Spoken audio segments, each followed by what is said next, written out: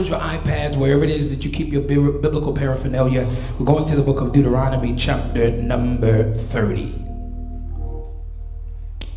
Deuteronomy, chapter number 30. And you already know we're rising to our feet in reverence and deference to the word of the living God. Look down your row and let a neighbor know, say, I really need this word. So I came to get this word. Y'all scared to talk to him and say, since you're sitting by me, help me to receive my word. Help me to receive my word. All right? Look to the other side of the road. Say, did you hear what I told them? I really need this word. So why don't you do whatever you can to help me receive my word? Wendy, it's a little more reading than last week. Okay, a little more. 2 verses. And all of the words in the verses. Is that all right?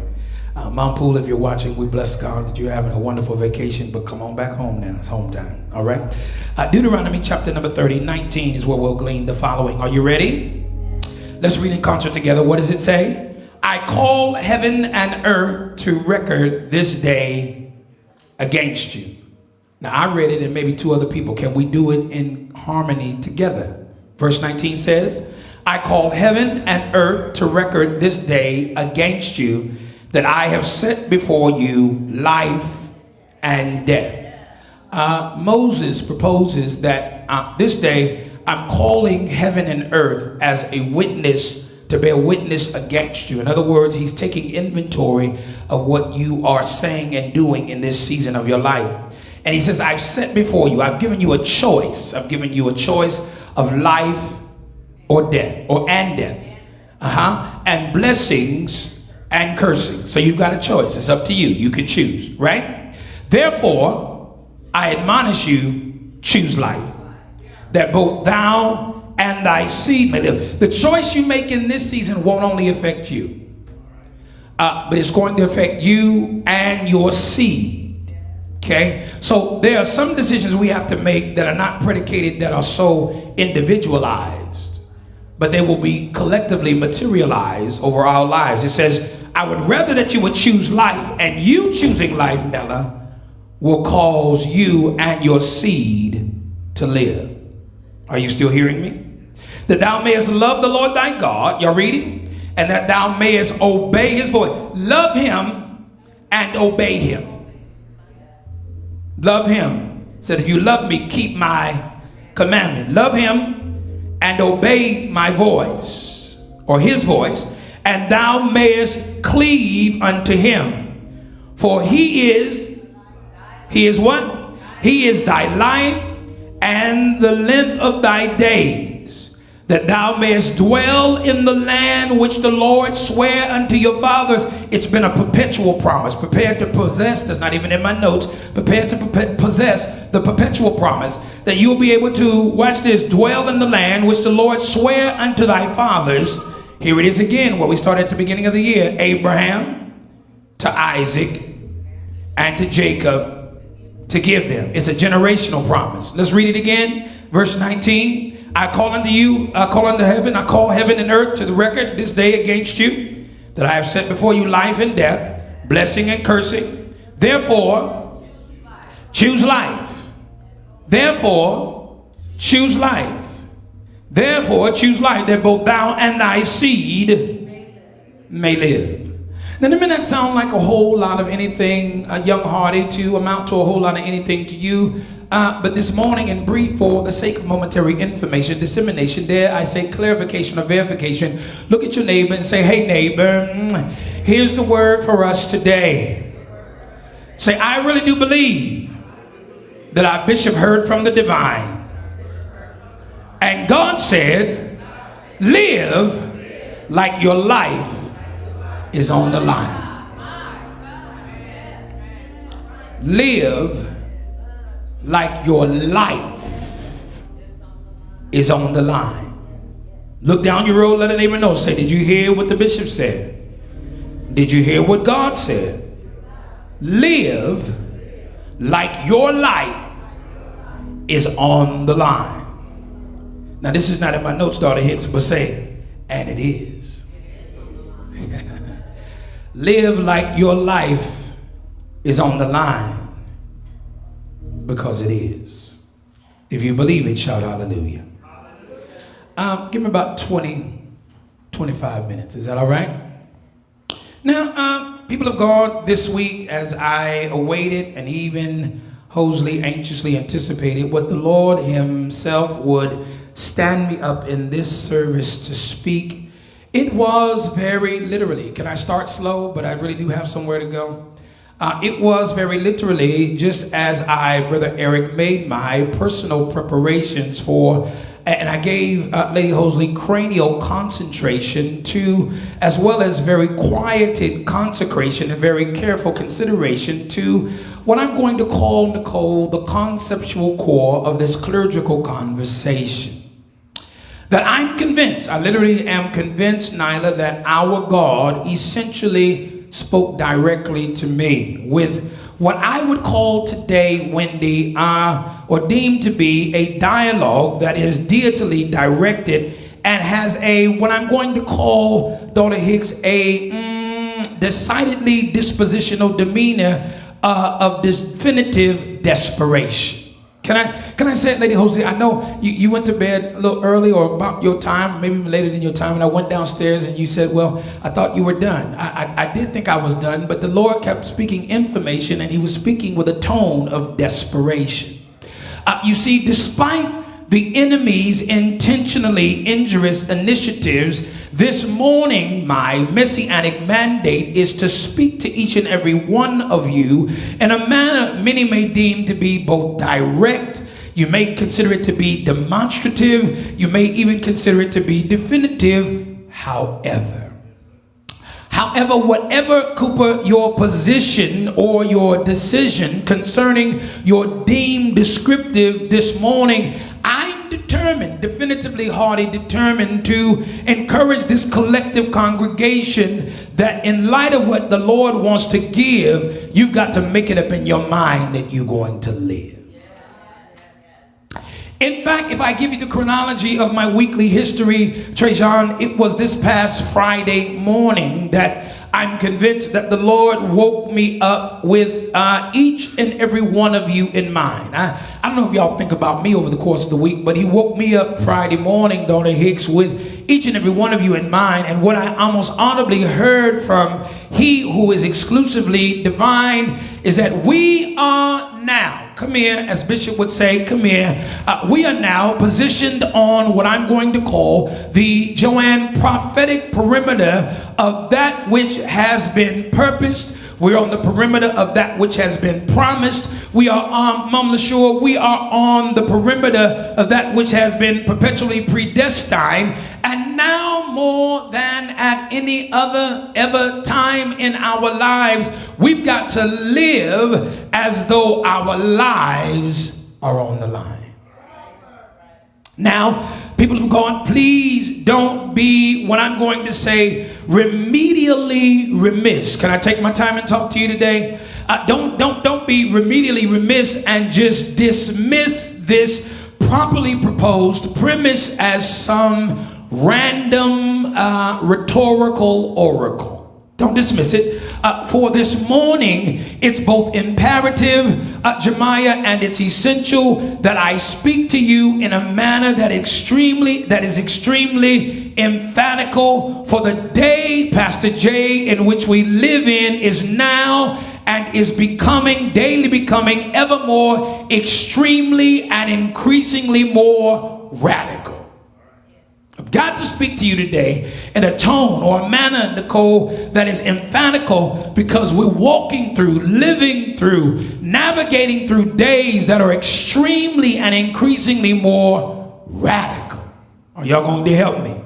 Believers, here's what's true as it's getting quieter in this church.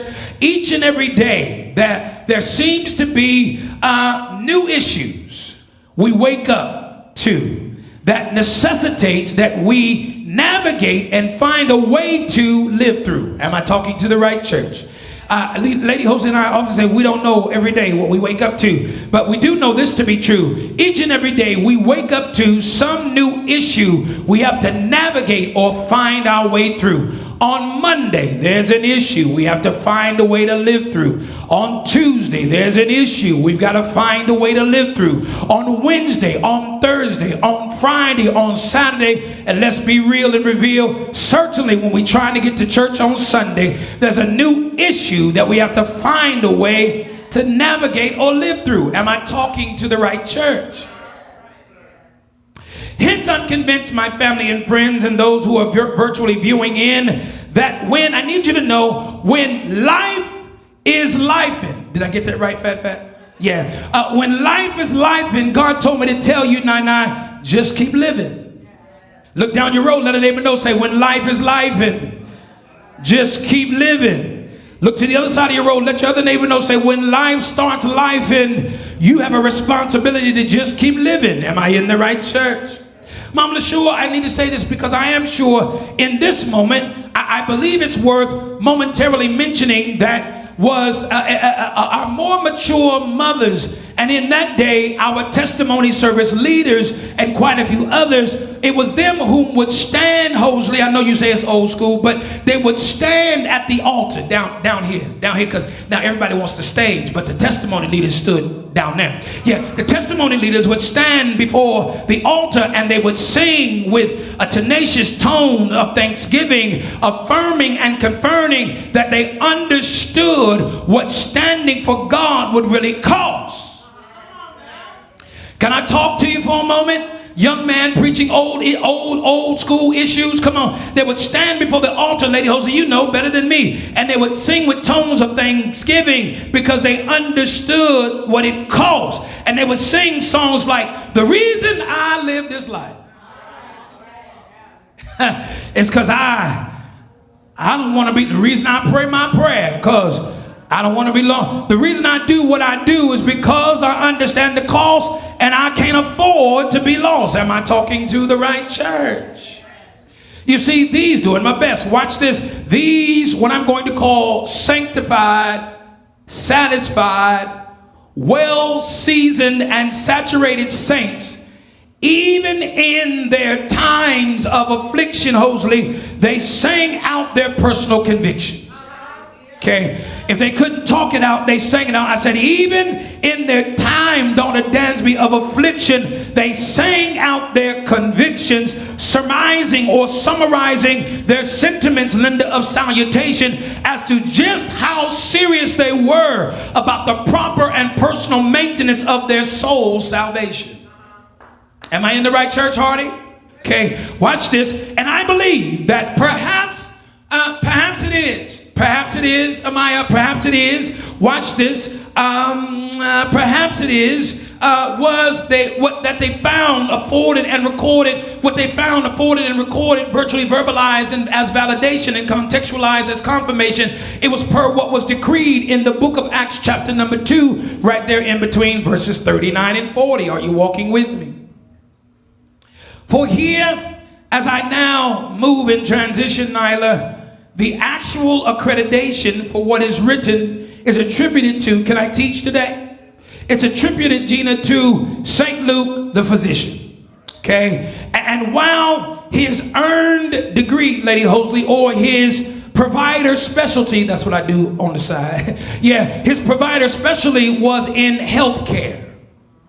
Might I make you aware that here is where he is purposely positioned as well as called and commissioned to openly declare, watch this, that which was pertinent to what in today's terminology would be called spiritual self-care. Am I talking to the right church?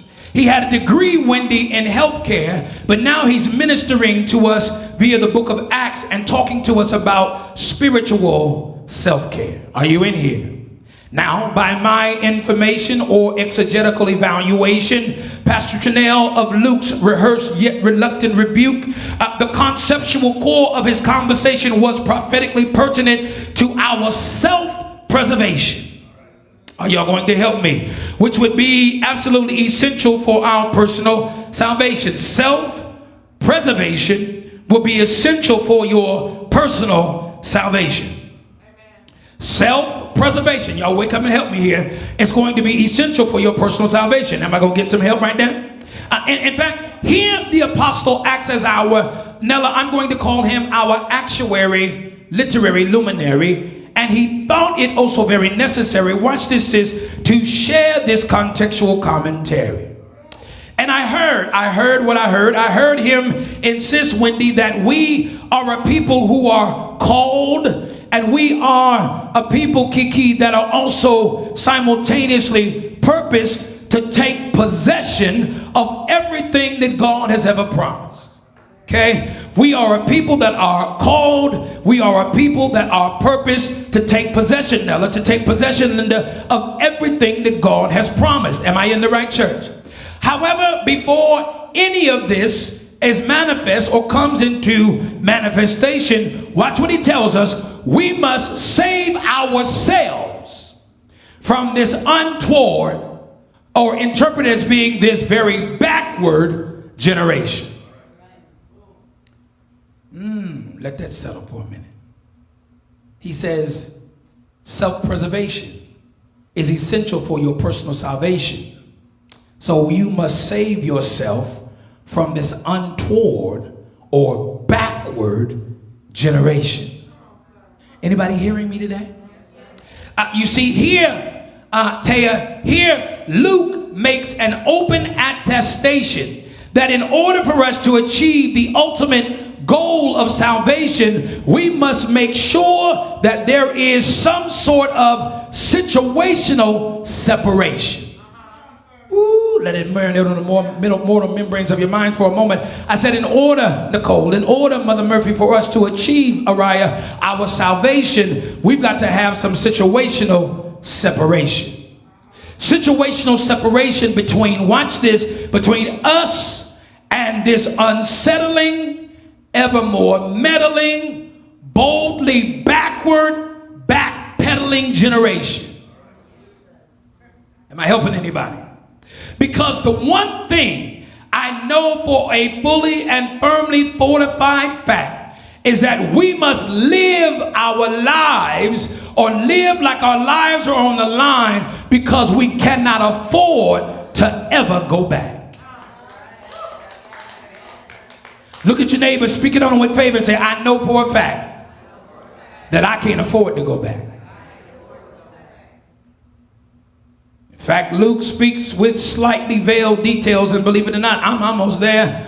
Wendy, he speaks with slightly veiled details, and he essentially says to this New Testament Israel that you should, watch this, you should, and it would be good if you check, correct, and redirect yourselves before you wreck and misdirect yourself. Ooh-wee. Did you say that out loud? I did. He said, check yourself before you wreck yourself. And if allowed, please afford me this ordained opportunity to declare it out loud that this is not the day to follow the crowd. Straight is the gate. Narrow is the way. And few there be that find it. Ooh, it's quiet in this young New Testament church. Look at your neighbor, say, in fact, say it out loud. I ain't following the crowd. I ain't following the crowd. Young people hear me, middle-aged people, more mature people. I ain't following the crowd. And while my voice texture and tone may be deemed as a bit tough, this week the Lord himself is challenging us to know that you've got to love yourself and love God enough to walk away from some stuff. You got to love yourself and love God enough to leave some stuff. Ooh, it's quiet. You got to love yourself enough and love God enough to let go of some stuff. You got to love yourself enough and love God enough to get rid of some stuff. Lay aside every weight and the sin that does so easily beset you and run. You've been trying to run, but you're too weighted. Ooh-wee. I ain't gonna have many friends when I leave here today. It's all right. It's hot. I'm going back home. Drink some lemonade. What's making certain entities of the enemy, can I take you further? Trinell, what's making certain entities of the enemy extremely nervous is, watch this, I prophesy that by the time we leave this service, we're going to do so. Gina, we're going to do so giving thanks, because in God, we are now breaking ranks. I said we're going to leave here, Nicole, giving thanks. Jeremiah, we're going to leave here giving thanks because we're breaking ranks from all things and all people and all individuals, even certain circles that are going backward in favor of moving forward toward what the divine has predestined, because the truth of the matter is our lives are on the line. Anybody gonna help me? You see, believers, when modernized, I believe that even now, Hosley, when the words of Dr. Luke are contextually or correctly contextualized and legitimized, Luke would earnestly now emphasize and say, listen, my family and friends, this ain't playtime. In fact, might I convey that, watch this, it's time to put your tinker toys away. Some of y'all too young, y'all know nothing about tinker toys. Okay, but it's time to put your tinker toys away. It's time to put all immature games away. In fact, look at your neighbor and say, this ain't the day to play. This ain't the day. This ain't today. You must be resigned to live like your promise is on the line. You got to be resigned to live like your purpose is on the line. Daughter Hicks, you got to be inclined and resigned to live like your destiny is on the line. You got to be inclined and resigned to live like your children and the next generation is on the line. Am I helping anybody? You must be inclined and resigned to live like your future, your favor, your health, and your wealth is on the line. Am I going to get some help in this Pentecostal church? In fact, this week, it's by, thank you, Lady Hosley, it's by God's divine design for us to know before we go that now it's time for us to live like our lives are on the line. Can I take you further? So, people of God, I spent a lot of time in the Word this week, so y'all bear with me. I'm almost through. But before I conclude, might I call your attention to the arrested, rather rich recitations of the book of Romans, chapter number 12, Auntie Reba, and verses 1 through 2. For here is where I believe it was the Apostle Paul whom would make what I'm going to say is a collective clarion call, leaving it on record for us all. Watch this, as he spoke with weighted words of wisdom and annotated advice, saying, watch this, that we are to present our bodies as a, here's the key word, living sacrifice. Okay, it sounds like an oxymoron. I ain't got time, but I gotta be, it ain't gonna be long, but I gotta be strong. A living sacrifice. It sounds like an oxymoron because anything that is sacrificial is usually dead or given in a dead state. It's sacrificed, right? But he says you must live your life as a living sacrifice, holy, acceptable, and giving service unto God, and he deems your service to God as being reasonable. In this season, Hardy, watch this, since I heard you say, wow, watch. In this season, it will be essential that God deems us to be sacrificial individuals.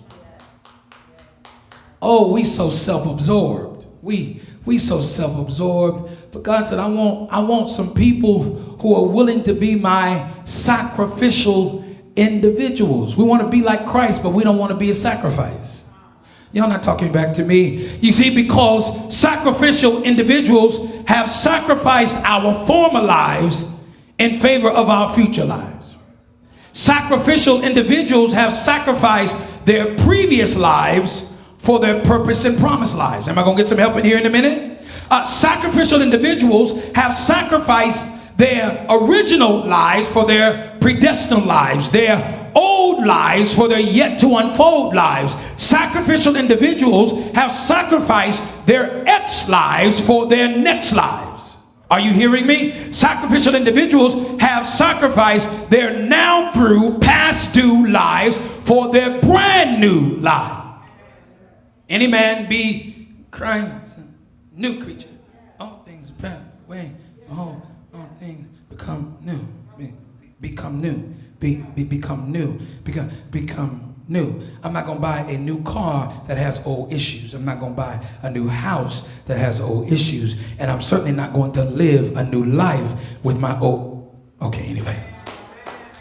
Furthermore, just before we turn for the door, might I firmly affirm or fully affirm a few more people that sacrificial, Lady Hosley, individuals are those who are willing to place, or dare I say, watch this, put their lives on the line to faithfully fulfill the will of He who is definitively divine.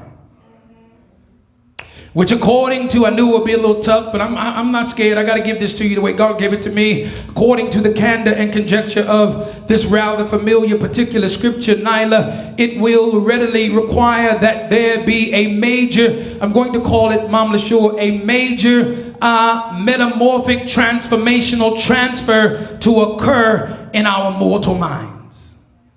Okay, watch this. I'm going to fight my way through here. Y'all pray.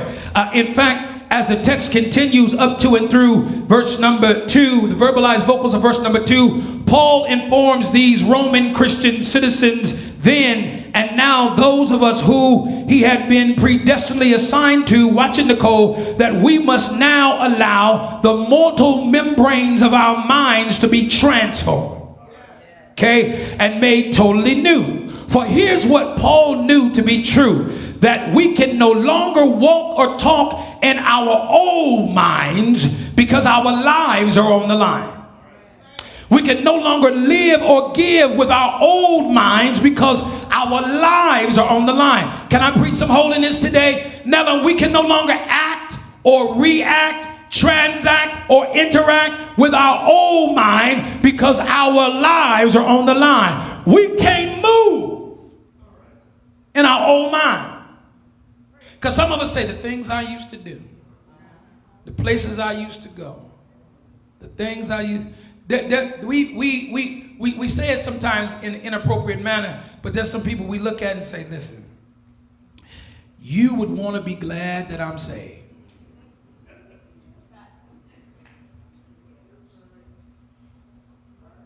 Quiet, I hear the fans, Eric, in the back. You would want to be glad that I've been transformed. I know some people now in familiarity want to call me Lonnie. You don't want to know Lonnie. You want to know Bishop Hosley. We can no longer communicate with our old mind because our lives are on the line. In fact, I've come to tell and unveil for a person or two, if I'm going to have a few of you by the time I get through, that there are certain things that we will and can no longer do once our minds have been made new. Am I in the right church? And so this morning, thank you, babe, I believe I will, for those who came seriously seeking. Because I'm not delirious. There's certain people that are just not serious. And I ain't mad at you. I ain't mad at you. But I came perhaps to talk to those of you who came to church today, not just because it was Sunday, not just because somebody made you or drug you or commissioned you. Watch this. You came seriously seeking for your long-awaited and greatly anticipated breakthrough. Then just look towards heaven and declare into the air, Lord, I need you to do a renew. Yeah. Yeah, Lady and I watch, HGTV, and we watch these shows, Married to Real Estate and Love It or Listed and Rock the Block and all this stuff. And sometimes you walk in these houses and it's a mess. And they say, I just need you to give a redo. And some of us, when you say, God, listen, stop saying that if you find anything. No, you see the thing in me that shouldn't be. So take it out and strengthen me, because I want to be right. I want to be whole. I want to be saved. Lord, I need you to do a renew. Lord, renew my mind because my life is on the line. Lord, redo my mind because my life is on the line. Lord, remodel my mind. Let this mind be in you, which was also in Christ Jesus. Remodel my mind because my life is on the line. Lord, change my mind. Lord, rearrange my mind. Lord, exchange my mind because my life is on the line. God, I want you to alter my mind. I ain't got no helpers in here, but I maybe just preach it and go home and get happy in my own family room. God, alter my mind because my life is on the line. God, transform, reform my mind because why? My life. I can't afford to think like yesterday because I'm moving into my latter day. I can't afford to think about my history when I'm moving into my destiny. And I just believe that I've been Ecclesiastes assigned, as I try to hurry now to my close, to preach to a few folk, if not all the folks, who are equally inclined, because you understand that now our lives are on the line. And if you're willing, ripe, and ready to fully align, then just take your, watch this, to take your divine mind. Are you really fully aligned to take on a divine mind? Are you really fully aligned to take, ask your neighbor, are you really fully aligned to take on your divine mind? And while early yesterday, hardly before we got together, early yesterday, while laying in my bed preparing for today, I began to fact find. Lady Hosley, I think you were still sleeping, and I was in my mind beginning to fact find. And it was then when the Lord turned my attention to the book of Philippians, chapter number 4, between verses 8 and 9. Come on, y'all, walk through the book with me. For here is where, per what's written, the Apostle Paul Hosley openly addresses and professes these to these assembled Philippian citizens as inspired, inclined, and readily resigned, saying, whatsoever things are true should be assigned to your mind because your life is on the line. Whatsoever things are honest should be assigned to your mind because your life is on the line. Whatsoever things are just should be assigned to, ask your neighbor what you've been thinking about. Sometimes y'all scared of them. Y'all didn't ask them. I ask them what you've been thinking about. What you've been thinking. What's on your mind? What's on your mind? You look confused. What's on your mind? You look disturbed. What's on your mind? You look bothered. What's on your mind? You look heavy. What's on your mind? You look heartbroken. What's on your mind? As a man thinketh in his, okay, that's another scripture. Oh, so whatsoever things are lovely, watch this, should be assigned to your mind because your life is on. Whatsoever is of a good report. Stop being everybody's trash can. Some people tell me, I didn't say nothing, but you anointed to listen.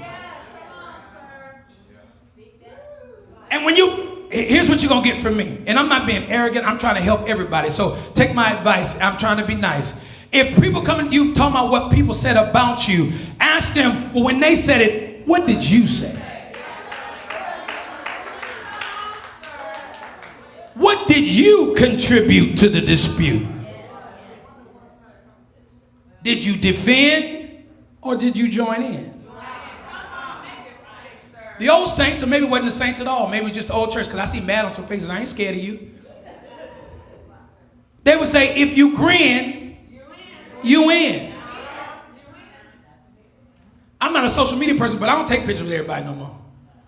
I don't take pictures of me and post it on some page and try to get to your haters as if I'm on your team. No, that's a scheme. Somebody said, Bishop, that's kind of, no, I'm trying to tell you. They want you grin so you can look like you in. Thank you, First Lady. And stop liking everything. I might give him $5 for that one. That hit my spirit. Just a thumbs up and everything. Just. And I don't know how this AI work, But I've been looking at some stuff and it says followed by in people's name. You follow? And I called Jarrell one time. I called Pastor Jed. You follow? He said, I don't know how they he started stuttering. I was a little nervous. You follow? It wasn't nothing unholy, but it was like, he said, I just kind of work if you like something, whatever. And then they tell you, is that right? And then they look like you a follower. I'm a follower of Christ. It's quiet in here. Y'all mad at me. I'm trying to help you get somewhere. Whatsoever things are lovely or of a good report. I want to hear good news. The good reports are assigned to my mind. Why? Because my life is on the line. You see, believers, we can't afford to allow anything to poison our minds because our lives are on the line. Lord, we can't afford to allow anything to afflict, contradict, or restrict our minds because our lives are on the line. Are y'all going to jump on and help me in a minute? We can't afford to allow anything to come against our minds because our lives are on the line. We can't afford to let anything contaminate, infiltrate our minds. Why? Because our lives are on the line. We can't allow anything to invade, inappropriately or improperly persuade, corrupt, disrupt, veer, or interfere with our minds because our lives are on the line. You wonder why you can't sleep at night. Because you've let too many things invade your mind. I can't get no help in here. You can't allow anything to danger or endanger your mind because your lives are on the line. And so Paul promised that once all of these injurious thoughts are ceased, a new dispensational perpetual peace will be immediately released. Are y'all going to help me as I go to my close? Which really, Jeremiah only additionally validates what the text of Isaiah 26:3 actually contextually communicates, setting the record totally straight. For here, Lady Hosley, is where Isaiah the prophet, whom is identified as being eagle-eyed, contextually clarified and personally prophesied, and he tells them then and us now that the Lord will keep you in perfect peace, whose mind is stayed upon him. So you're wondering why you don't have no peace. If the Bible is right, and I know it is, he said he will keep you in a perfected state of peace if you keep your mind stayed on him. And earlier, yesterday, I heard the Lord say, Hosley, I said, yeah, me and you. I know it's true. He said, Hosley, I want you, when you get to church, he said, tell them, because your life is on the line, keep your mind stayed on him.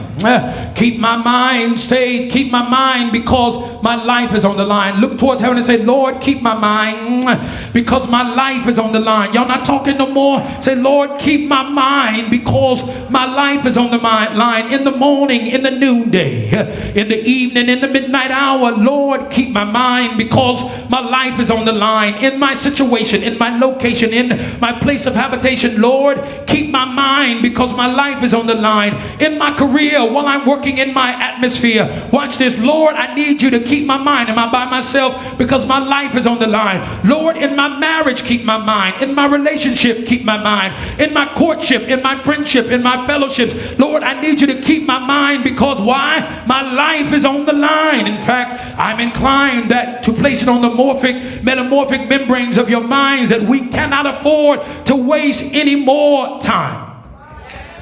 We can't afford to waste even a minuscule minute of our time, Pastor Trinell, for it's a messianic mandate that I communicate and set the record straight. Maybe I just came to talk to you, daughter. Watch this and set the record straight that there's no reason to wait, no reason to hesitate or personally procrastinate. We've got to do some things before it's too late. And I'm resigned to live out our lives like our lives are on the line. No more environments, that waste our time. We've got to live like our lives are on the line. No more places of residence that waste our time. We've got to live like our lives are on the line. No more people or individual that just want to waste your time. You've got to live like your life is on the line. No more relationships. Stop.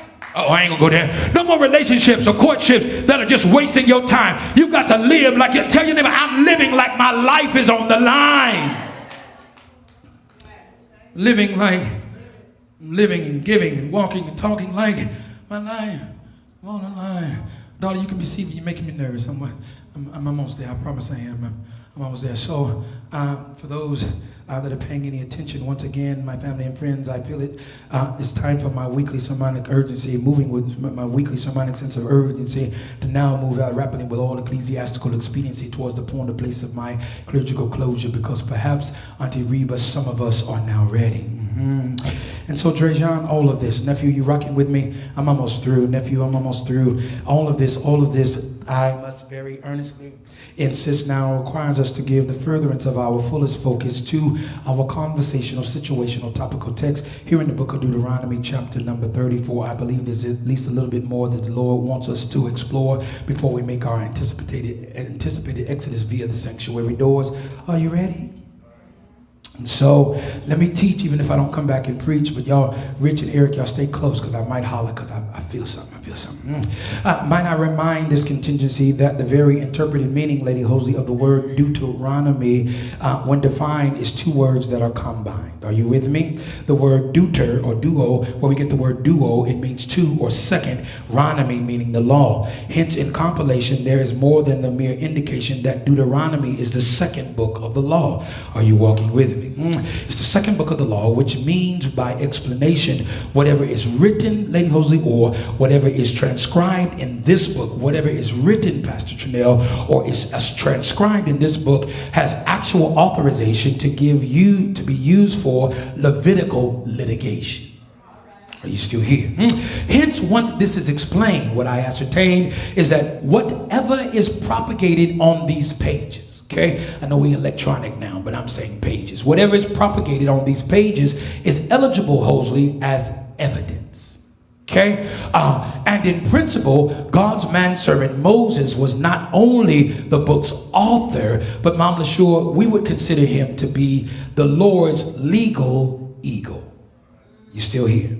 Now, believers, I need you to see that the entirety of the book of Deuteronomy, chapter number 30, essentially or earnestly emphasizes that Israel, or initial Israel, was given a choice. Okay? Choose ye this day. They were given a choice, Nella, between both blessings and cursings, as well as death and life. Are you still in here? And it would ultimately be left up to them whether or not they would choose God and live their lives in submitted service and submission to him. Okay, am I helping? Y'all got it? I said it was up to them whether or not they would choose to serve him. Tell your neighbor, it was up to them whether they would choose to serve him. Now, believers, please take note. Am I teaching okay? I didn't even put a whole suit on because it's going to be 90, so I'm comfortable, but I got another change when I get done, but I'm gonna work right here. Believers, please take note and denote that as this particular chapter is contextually broken open, if we give what is written our undivided attention, is via verses 1 through 2. For those that are taking note, Mother Murphy, is via verses 1 and 2 when mentioned and readily read in reference review that God's manservant Moses exposes, discloses, and prophetically proposes, and is found professing, per what I heard the text convey, that for this contingency of initial Israel, both blessings or cursings and blessings were placed in their way. You with me? And it would now be required this day. Tell your neighbor, that's today. It would now be required this day for them to choose God and obey.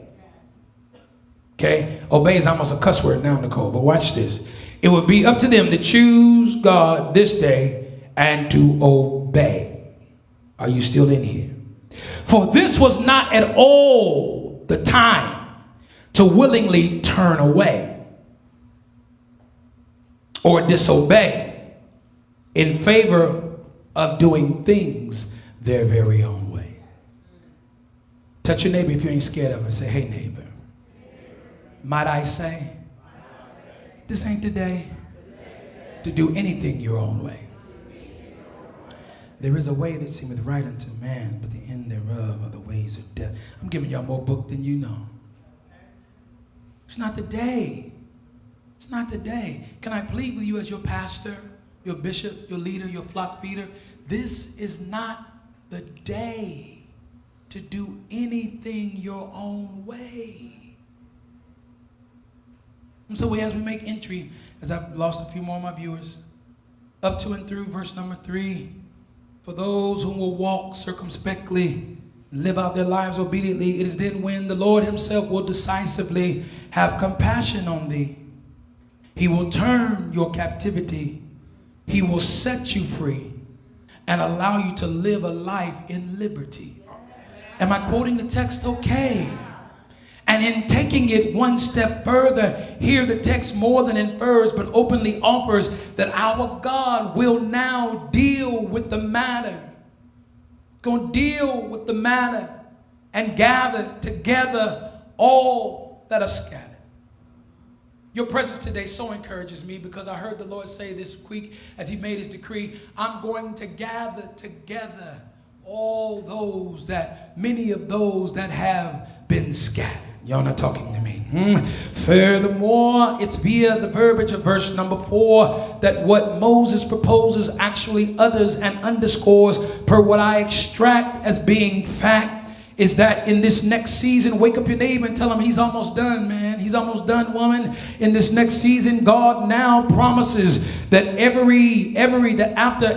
after several seasons of incessant assaults and attacks, God is preparing to bring his purposed people back. Y'all ain't saying nothing to me. After several successive seasons, Hosley, after several successive seasons of enemy-inspired attack, he said, don't you worry, Hosley. Don't you worry, people of purpose. Don't you worry, body of Christ. I'm bringing my, watch this, purposed people back. You see, regardless to what you heard, the legendary lyricist and rap artist LL Cool J, what he had to say, God said, in this day, we can, after the attack, call it a comeback. You see, no doubt it's rather recently that our homes were under attack, but we're about to make a comeback. It's rather recently that our marriages have been under attack, but Mom LaSure, we are about to make a comeback. It's rather recently that our families, our ministries, our health, and our wealth, Dansby, have suffered serious attack, but we're about to make a comeback. Our bodies have suffered attack, but we're about to make a comeback. Our situations, our locations, our places of habitation. Look at your neighbor and say, yeah, it suffered an attack, but we're about to make a comeback. Our minds, our mentalities, our realities have been under attack, but in the spirit realm, we're about to, watch this, fat, make a comeback. Our societies, our communities have been under attack, but we are about to make a comeback. And Moses, the prophet Paul's at verse number 4's B clause to share a concept we would be all wise to catch. For here is where it's actually etched that our God, wake up your neighbor, say our God. Our God is about to stretch and he's about to fetch. Y'all ain't saying nothing to me. Look down your road, let a neighbor know, say our God. He's about to stretch and he's about to fetch. Don't you worry about where you've been and how far you drifted away. If you want to obey, God said, I'm about to stretch and I am about to fetch. He said, I know what's mine, and I heard from the divine. He said, I'm about to stretch and I'm about to fetch. Look at your neighbor, say, welcome to your season of stretching and fetching. Y'all not talking back to me. Tell your neighbor, welcome to your season of stretching and fetching. In fact, even more plainly here, I heard the text decree that out of your place or space of captivity, the Lord is about to fetch thee. Look at your neighbor and say it like it's true. Say, the Lord is on his way after you. Maybe that was the wrong neighbor. Look down to the other side of your row. Let your other neighbor know, say, what I know to be true is that the Lord is on his way after you. I know the songwriter said, I'm chasing after you. No matter what I have to do, I need you more and more. But I heard God this week, unlike I've ever heard him before. Rich, he said, I'm getting ready to stretch and fetch my people. Look at your neighbor, say, my God is about to stretch, and he's about to stretch, and he's about to fetch. I need to tell you, like I know it's true, that the Lord is on his way after you. In fact, early the other morning, I heard the Lord say this. He said, in the body of Christ, and in the last year or so, I've been in the hospital more than I ever thought I would have to. But this week I heard in the spirit realm, the God called a cold blue. Y'all not saying nothing. Look at your neighbor and say it like you know it's true. Our God has called a cold blue. The last issue came to disturb you, but God called a cold blue. The last issue came to unnerve you, but God called a cold blue.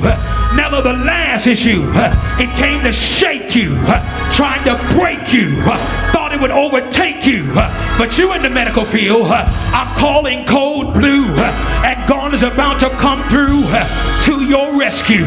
The last issue tried to deny you, trying to defy you, trying to disqualify you, but as your husband, your pastor, your leader and flock feeder, I'm calling cold blue.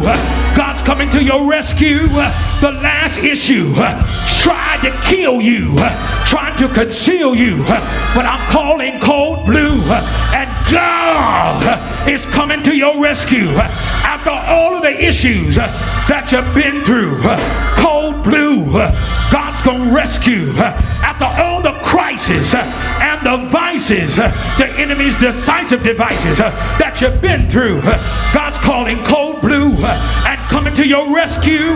After all the turmoil that you've been through, cold blue, they're coming to your rescue.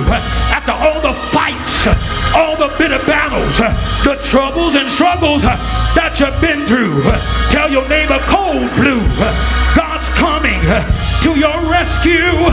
After all the hail, all the travail that you've been through, La Marie, he's coming to your rescue. Linda, after trials and denials, fake folk with false smiles, God said cold blue, he's coming to your rescue. Cooper, after all the stuff that you've been through as your leader, I'm calling cold blue, and God's gonna come through to your rescue. No doubt, I gotta get out of here. No doubt, Joanne, many of our sad, very sick situations looked like they were going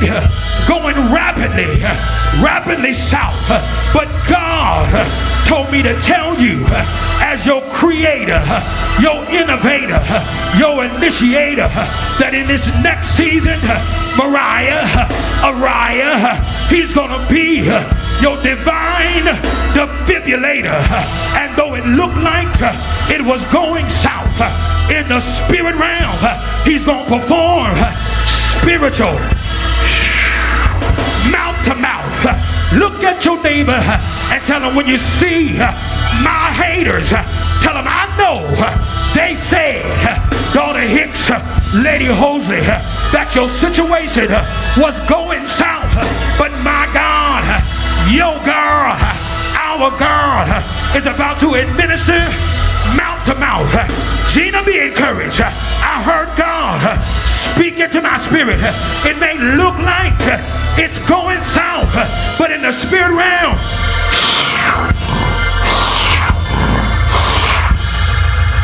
my God is about to administer mouth to mouth. And as I close, let me place it on your mind for the rest of your days. Live like your life is on the line. You ain't saying nothing back to me, but turn and tell 2 or 3. In fact, shake them by the hand. Shake it like you're gonna shake it off, if you can, and say, let me place this one thing on your mind from this day forward. You gotta live. Hosley, I wish I had my voice. You gotta live like your life is on the line. And the Lord said in verse 5, in this next season, I'm gonna bring you into a place or a land that is good, just like I promised that I would. And you will not, we will not die. But God said, prepare to be multiplied. Look at your neighbor and say, when you see those who said I had died, tell them, no, baby, I'm about to be multiplied. I need a few baby kids to jump on your feet. Don't be discreet. Wave your hands all in the air like you just don't care. And say, I'm one of those Christian baby kids. We don't die. They thought they killed you last year, but I'm back. They thought they killed you last month, but I'm back. They thought they killed you last week, but I'm back. And not only am I back, tell your neighbor, I'm back and I'm better. I'm back and I'm stronger. I'm back and I'm more anointed. I'm back and I'm God appointed. Linda, I'll see you. Let me look you in your eye and prophesy. You didn't just move back. You came back and it's getting better. You didn't just move back, but you came back and you're getting stronger. You didn't just move back, but you came back. Run, tell 3 people. Say, I'm back and I'm better. In fact, I'm back and I'm better than ever. I'm back and I'm stronger than ever. I'm back and I'm more anointed than ever. And the Bible lets us realize that this season, I'm just cutting through the text, we're about to be circumcised. You can read it at your leisure. The text said, Hosley, we're back and we're better because we realized while they thought we were going down, we were only being circumcised. Now what does it mean to be circumcised? He said, I need to prophetic process that God had to cut away all the excess. God said, my church, my people are about to be progressed and have success, but he had to cut away. He had to cut away all of the excess. Y'all ain't talking back to me. I gotta go to Georgia for a minute. It kind of hurt my feelings. I knew it was necessary, but they cut on our grandson and they did, the circumcision. I said, I don't want to know and I don't want to know. But God said, tell my people, I need you to realize that my church, though it hurt, had to be circumcised because in order for us to progress, he had to cut away all of the excess. Tell your neighbor, shout to your neighbor, I'm about to be blessed. Tell your neighbor, we are about to have success because God has eliminated the excess. Y'all ain't saying nothing. I got one more verse. The Bible said in verse 7 that he's about to reverse all of the curse. Y'all not talking to me. Look at your neighbor. He said, those who had to curse you or tried to curse you, I'm going to reverse the contingency. I'm going to reverse what the enemy tried to do to this contingency. I dare you to do a 360 and say, God is about to reverse the curse. What was meant for your evil, God is about to turn it. I need somebody to holler at your bishop. I said, God is about to turn it for your good. You meant it to bring me down, but God meant it to lift me up. You thought it would take me out, but God meant it to take me right on up. Yay! And God said, judgment is going to be executed upon those by whom you were persecuted. God said vengeance is going to be executed on those by whom you were persecuted. And the promise, I'm getting out of here, and the promise is going to be plenteous. Tell your neighbor, after God reverses all curses, your promise is going to be plenteous. And the Lord, I know I preach longer than I should, but look at your neighbor saying, and the Lord, y'all help me preach. I'm running out of strength. Say, and the Lord is going to rejoice over you. You are going to be a poster for God to give praise.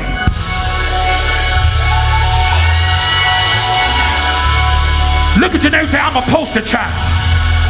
After the trial, I'm a poster child. After the heartache and trial, I'm a poster child. And God's going to bless every seed. After the turmoil and trial, I'm a poster child. After the sickness and trial, I'm a poster child. After the headache and trial, I'm a poster child. After the affliction and trial, I'm a poster child. God is about to rejoice over you when you live like your life is on your line. God said, you're going to give me a praise. Put a praise over your life. If you believe it, shout glory. If you receive it, shout glory. If you believe it, shout oh, oh, oh, oh, glory.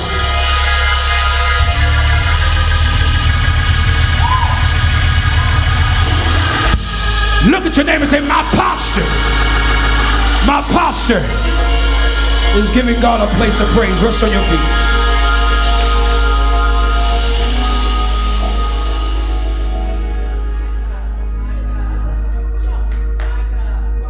My posture, Lady Hosley, our posture,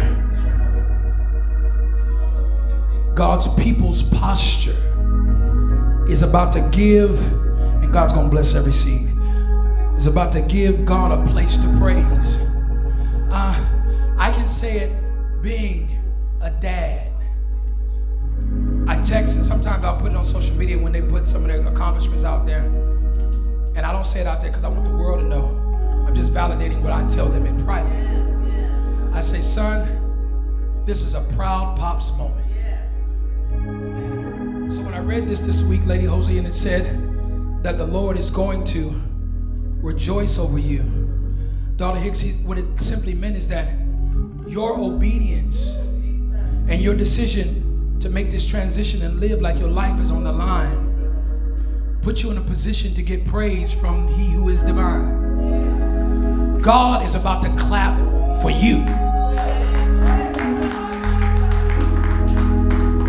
They're about to throw a praise party in heaven for you. Gina, when God gets through, heaven is going to rejoice over you.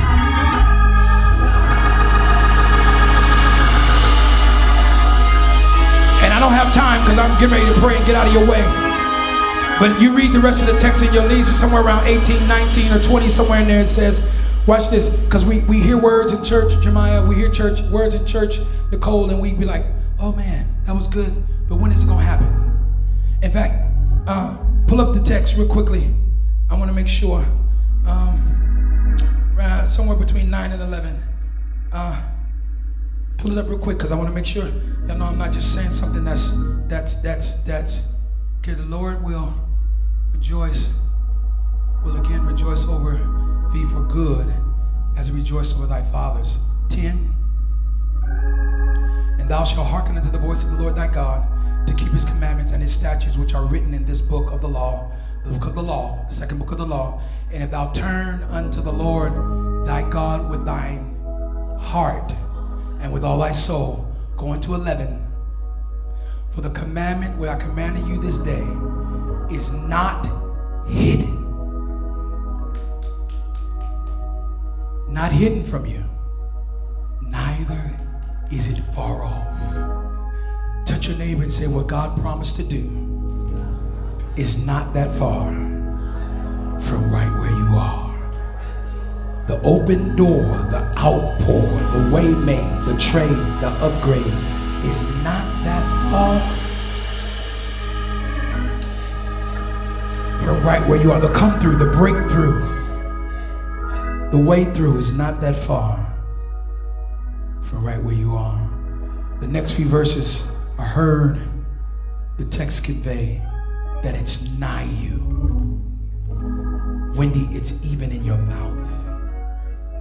In fact, might I prophetically convey that in this next season, what you say is coming your way. Look at your neighbor, say, what you say is coming your way. Proverbs 18:21 says the power of life and death are in the tongue. Nephew, come get this. So in the midst of what you deem to be strife, God said, speak life. Speak life. Speak life. I don't know where I'm going next week in its totality, but I did hear the Lord saying during my preparation this week that I need to, as the prophet of this house, have valley vocabulary. I said, what in the world? He said, Jose, I need you to have valley vocabulary.